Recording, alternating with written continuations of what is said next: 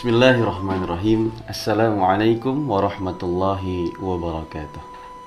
Alhamdulillahi wa kafa, wassalatu wassalamu ala rasulil mujtaba wa ala alihi wa sahbihi wa man ittaba'al huda.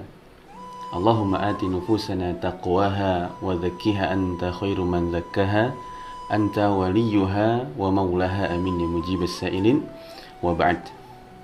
Qala Allah Ta'ala fil Qur'anil Azim wa huwa asdaqul qailin.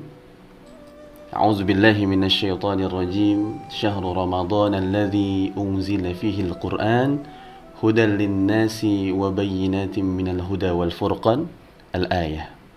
Shadaqallahul azim. Teman-teman yang dimuliakan Allah Subhanahu wa taala, sahabat Inhar dimanapun Anda berada, nuzulul Quran, turunnya Al-Quran ini merupakan satu hal yang menjadi ijtihad para ulama agar kita kemudian mengingat bahwa ada bulan yang kemudian dimuliakan oleh Allah Subhanahu wa taala dengan kehadiran Al-Quran. Maka segala sesuatu yang berkaitan dengan Al-Quran itu Allah muliakan. Sebagaimana hadis Nabi SAW yang diriwayatkan oleh sahabat Umar bin Khattab radhiyallahu anhu, innallaha yarfa'u bihadzal kitabi aqwaman wa yad'u bihi akharin.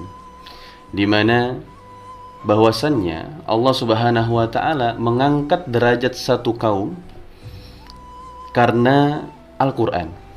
Tapi juga jika tanpa Al-Qur'an Allah akan jatuhkan derajat mereka.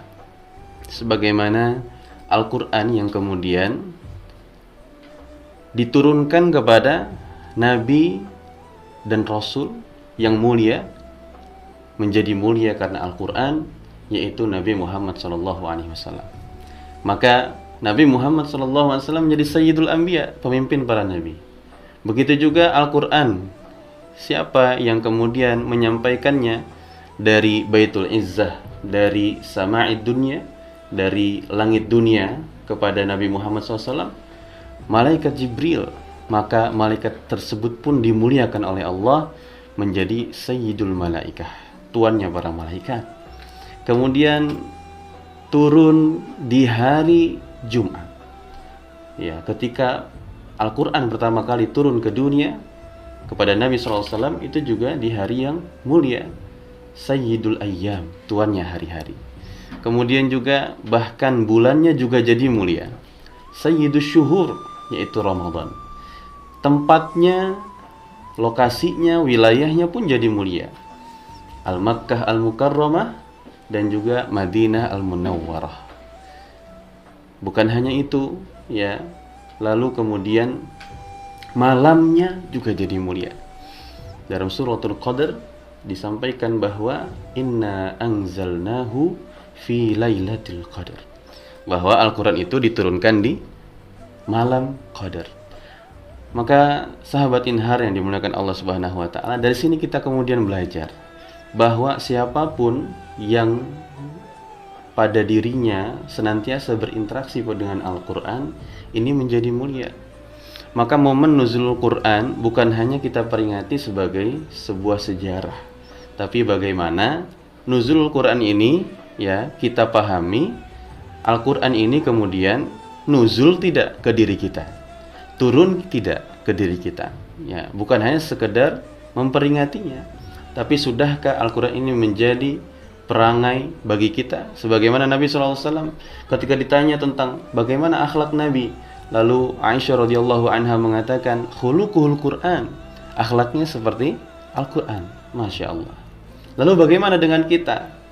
Nah, maka indikator seseorang dekat dengan Al-Quran, dimuliakan oleh Allah dengan Al-Quran, maka sesungguhnya bukan dari seberapa banyak hafalannya, bukan dari seberapa banyak bacaannya kepada Al-Quran, tapi dilihat dari bagaimana Al-Quran itu mempengaruhi akhlaknya, bagaimana Al-Quran itu mempengaruhi mindset berpikirnya, bagaimana Al-Quran itu mempengaruhi hatinya, kejernihan hatinya, juga kebersihan pikirannya. Nah, sehingga inilah yang kemudian diinginkan oleh Allah Subhanahu wa taala.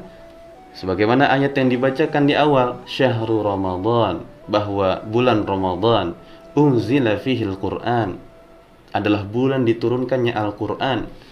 Sebagai apa? Hudan linnas, sebagai petunjuk, guidance untuk manusia agar bisa menjalani kehidupan di dunia ini dengan selamat, dan juga tentunya dalam rangka ingin mendapat ridha Allah Subhanahu wa taala. Hudan linnas wa bayyinatin minal huda, dan juga di dalamnya begitu banyak penjelasan tentang petunjuk itu.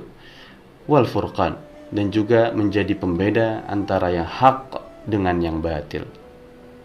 Maka hadirin, sejauh ini di Ramadan ini mari kita evaluasi diri kita. Sudah sejauh mana interaksi kita dengan Al-Qur'an? Dari ayat yang banyak kita baca kemudian sudah sejauh mana berpengaruh terhadap kehidupan kita. Dari ayat yang kemudian kita hafal sudah sejauh mana berpengaruh terhadap akhlak kita. Sudah berapa banyak referensi dari Al-Quran yang kita jadikan referensi kehidupan kita. Bagaimana kita kemudian menuntut ilmu? Sudahkah kita mencari rujukannya dalam ayat-ayat Quran sehingga itu bisa menjadi motivasi dan ruh dalam kita belajar? Bagaimana kita kemudian mendidik anak? Sudahkah kita mengambil referensi dari Al-Quran sehingga dalam mendidik anak itu kita juga menanamkan keimanan, menanamkan cinta dengan Al-Quran, sehingga mendidik anak menjadi pahala dan sesuai ya dengan guidance yang Allah inginkan. Maka hadirin sekalian, begitu ruginya kita kemudian di bulan yang mulia ini tidak bisa kita maksimalkan hari-hari kita di bulan Ramadan dengan Al-Quran, karena kapan lagi kemudian kita bisa semangat membaca Al-Quran, mengkaji Al-Quran, mentadaburi Al-Quran, nah diantaranya selain bulan Ramadan.